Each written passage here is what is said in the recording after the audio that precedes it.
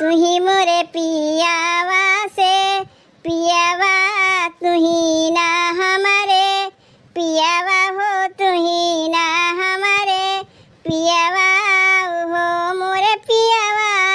खिड़की लागे बागियाला गौता हो बौरा हामा, देखबाई हो बौरा हामा, देखबाई हो मोरे पियावा।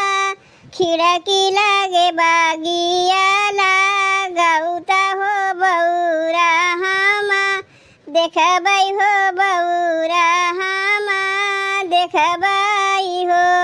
तू ही मोरी रानिया से रानिया, सुनाना हमारी रानिया हो, सुनाना हमारी रानिया हो मोरी रानिया। बचपन के बाटी उतुबा झिनिया हो बौरा कैसे देखबू हो बौरा कैसे देखबी हो मोरी रानिया। बचपन के बाटी उतुबा झिनिया हो बौरा कैसे देखबी हो बौरा कैसे देखबी हो। मोरे पिछवाड़ा माँ बढ़ैया हो बढ़ैया भैया, मितवा हो बढ़ैया भैया, मितवा हो मोरे बढ़ई। गढ़ी देत काठे कैपू तलिया हो बझनिया नौआ, छूटे हो बझनिया नौआ छूटाई हो। तेलवा लगायो मैं बू कौआ हो ललाना मुखा, चूमे हो ललाना मुखा चूमे हो मोरी पुतली। ये कैदैया रोई कैसू नौती हो बझनिया नौआ, छूटते हो बझनिया नौआ छूटताई हो मोरी पुतली। ये कैदैया रोई कैसू नौती हो बझनिया नौआ, छूटते हो बझनिया नौआ छूटताई हो।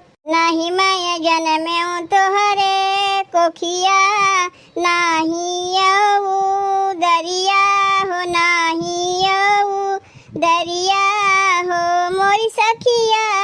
रोवे लगे काठे कैपू तलिया हो अंगनवा रानी, नाचे हो अंगनवा रानी नाचाई हो। बरहो बजाना बाजे दुआरे हो तो बारा है दा, लनिया हो तो बारा है दा लनिया हो मोरी सखिया। नाचे लागला हुरीना नदिया हो कंगनवा भौजी, ले बाई हो कंगनवा भौजी ले बाई हो। नहीं तोहरे भैया बाना वहाँ मैं हो तो नहीं गाढ़ा, वहाँ मैं हो तो नहीं गाढ़ा, वहाँ माई हो मोरी ननदी। तो मोरे नैहर कैनी सनिया हो कंगनवा नाही, देबाई हो कंगनवा नाही देबाई हो मोरी ननदी। तो मोरे नैहर कैनी सनिया हो कंगनवा नाही, देबाई हो कंगनवा नाही देबाई हो। हथवा से काढ़ी के कंगनवा हो फुफुनिया चोरा, वहाँ मैं हो फुफुनिया चोरा, वहाँ माई हो मोरी ननदी। काऊ तू है देई हमका गनवा हो कंगनवा चोरावा, लाई गए हो कंगनवा चोरावा लाई गई हो। नहीं तोरा लाई गए भौजी चोरावा हो तो नहीं चाका, हरवा हो तो नहीं चाका हरवा हो मोरी ननदी। खींच ली हिसायावा का डोरिया हो कंगनवा भुइया, गिर गए हो कंगनवा भुइया गिर गाई हो। हाथ से उठावे मैं कंगनवा हो ननद के पकड़ावे हो ननद के पकड़ावाई हो। मोरी ननदी लैया कंगनवा तू ही पहिरा हो सवतिया होई के जनमी हो सवतिया होई के जनमी हो। मोरी ननदी लैया कंगनवा तू ही पहिरा हो सवतिया होई के जनमी हो सवतिया होई के जनमी हो।